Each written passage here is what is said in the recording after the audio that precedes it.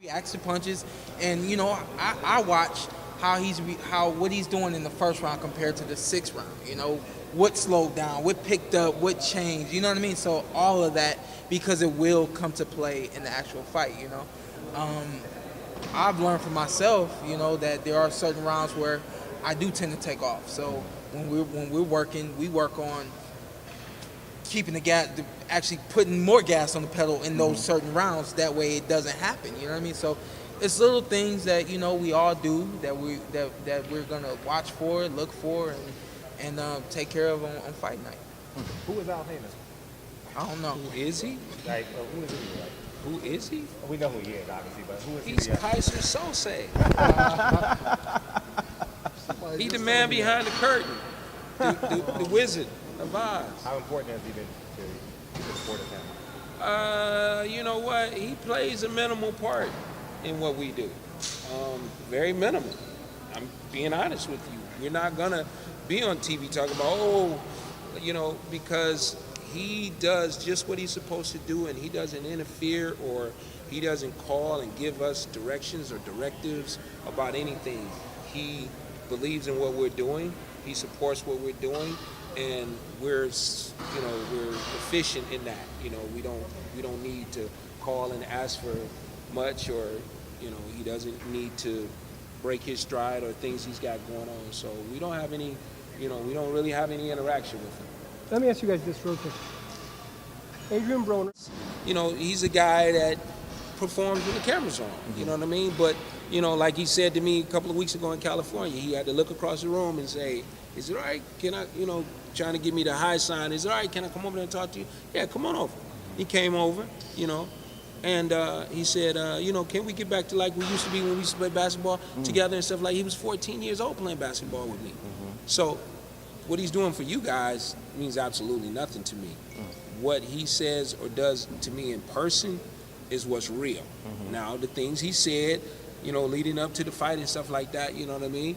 Or the things he said for the cameras and things like that. Does he really, really have a problem with me? No, he don't have a problem with me. Do I have a problem with Adrian? No, I don't. There's no animosity. There's no disrespect going on, anything like that in person. You know what I mean? So the camera situation, when the cameras come on, he becomes an actor. Okay, you said it's going the distance, but a good performance. What do you think? I think the same. It's definitely going to go the distance. I don't see Adrian really coming after him like that. And even if he does, Ashley's not new to this. He knows how to protect himself. He knows how to survive. Tough fighter. I think, yeah, he's a tough fighter.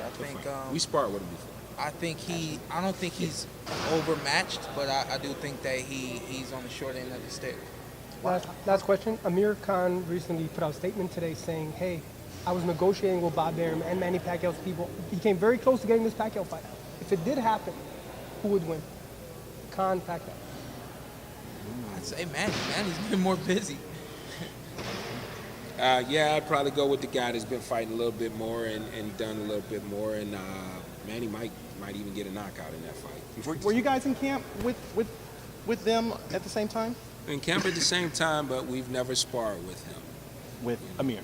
Yeah, we've never sparred. But were you able to see, we were there. I even had other guys that sparred with him, but we never sparred. When he sparred Manny, how was it? We never seen it. Yeah. They never did that in front of us. A big fight on the horizon is. How challenging or how difficult was it to get in the ring and you couldn't really monetize and capitalize the Broner win? Meaning, you mean being out so long? Yeah, is that what you're referring to? Yes. You know what? If we were really the guys that thought about getting credit for something, that would mean something to us. But honestly, we knew way before this fight happened or anything, before the result of the fight came out, we knew that it was going to be hard to get another fight afterwards. This is not new to us. This is something that we've had to deal with even in the amateur system, where we were, paying guys to bring people in to box him in the amateurs. So, in the amateurs, he had to do whatever he could do to get fights. If that meant fight at light heavyweight, he did. If that meant fight at heavyweight, he did. If that meant fight at super heavyweight, he did, on an Adrian Broner show in Cincinnati and stopped the guy that was over 200 pounds. So Adrian knew all that going into the fight. He wouldn't tell you guys that, but he knew all that going into the fight. He's sitting at home watching Shawn beat a Edwin Rodriguez or beating a Danny Jacobs. He knew he had no chance with Shawn. That's why we had all the antics during the fight and the holding and the wrestling and the craziness that goes on to try to throw Shawn off from his game. And it worked in the 12th round where Shawn just came out thinking, well, he's not going to do nothing. He hasn't done nothing the whole fight. And he got caught with a shot. And, we invite Keith to throw that same punch or, try it, every round if you can, or anybody we're fighting. If you think we don't have a chin, you bring some. When you bring some, you're going to get some. So we weren't frustrated from that standpoint. From a standpoint of looking forward, since you brought that out, we have to take care of business March the 12th. And after we take care of business March the 12th, then we'll have more weight to stand on to say, hey, we need to be fighting sooner. We need to be fighting, on a larger scale, whatever that might be. Thank you for giving us an hour of your time. Thanks. Appreciate it. Thanks, Scott.